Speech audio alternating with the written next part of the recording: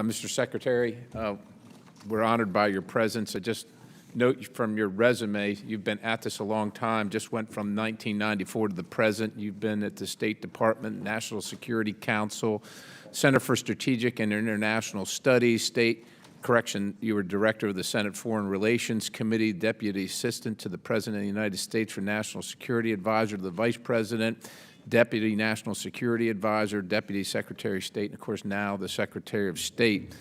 So you got a lot of experience. Do you consider the Wuhan Institute of Virology as a civilian institution as it presents itself to be? Congressman, particularly in China, institutions that present themselves as civilian in practice are usually organs of the state. And in any event, even when they are on paper private, answer to the state. So does that mean you don't? I don't, in the particular instance of Wuhan, I can't speak directly to it except to say that in a sense it doesn't matter because they answer to the state. Well, okay, so in 2005, when you were Director of the Senate Foreign Relations Committee, did you know that China was not in compliance with the chemical and bioweapons treaty obligations for which it was supposed to comply? We've had concerns over many years about the compliance of a number of countries, That's not the including question China. I asked you. Were you aware that they were not in compliance since 2005? I mean, I just kind of went through your resume here a little bit. I mean, you were deeply in at that point. Were you aware? Did you know? I would have to go back and look. That's almost 20 years ago. I can't tell you at that particular point Do you know in time. now? We have real concerns about the I compliance. know you have concerns. Yeah. I'm asking if you know. I'm telling you that we have real concerns about their compliance. The compliance. So are they in compliance or aren't they? So this is something that we can take up in a different setting, but we have real concerns about compliance. Did you know about China's offensive biological weapons program and the CCP's Academy of Military Medical Sciences? I can't speak to individual institutions, and I would have to go back and Sure, look you're to see. the Secretary of State. This is important stuff.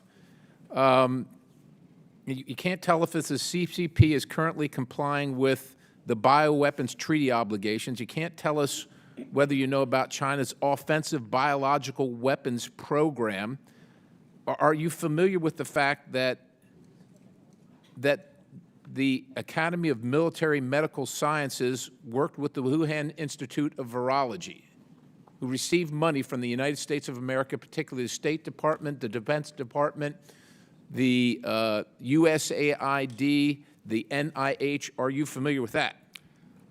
As I said, Congressman, I'm familiar with the fact that, as a practical matter, there is little difference between purportedly private organizations and the state, and the fact that there is collaboration or would be collaboration between this particular institute and the state, including the Chinese military, is certainly of no surprise. By the way, one of the reasons one of the reasons it's particularly helpful that we actually had programs to give us eyes and ears into the Chinese CDC and into places like Wuhan, is precisely to have a better understanding of what's going on. I know you want to understand. I know you're concerned. Are you familiar with the fact that the Chinese Communist Party announced that they were collaborating on chimeric viruses and that the CCP declared coronaviruses were the leading edge of genetic weapons warfare?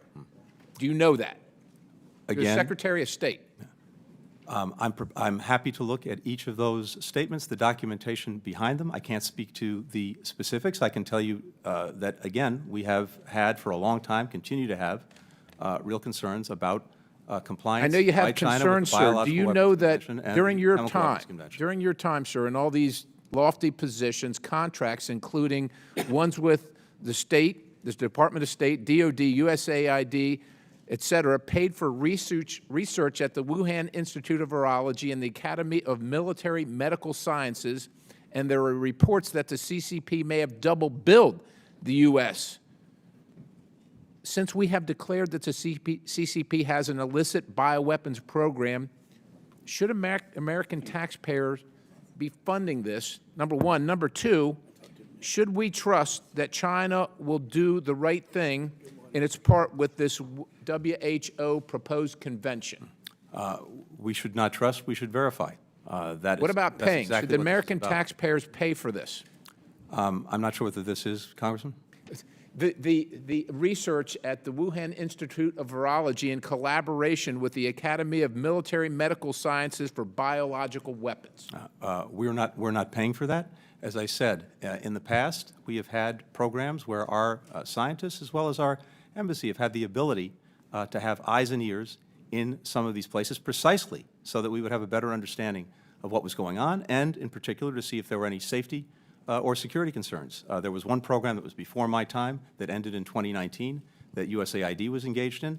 As I said, that program ended in 2019. It wasn't involved in so-called gain-of-function research, but as a general proposition, the benefit of these programs is to give us greater visibility on what's going on in places that we otherwise don't have eyes and ears on. Thank you, Mr. Secretary. Yield, Mr. Chair.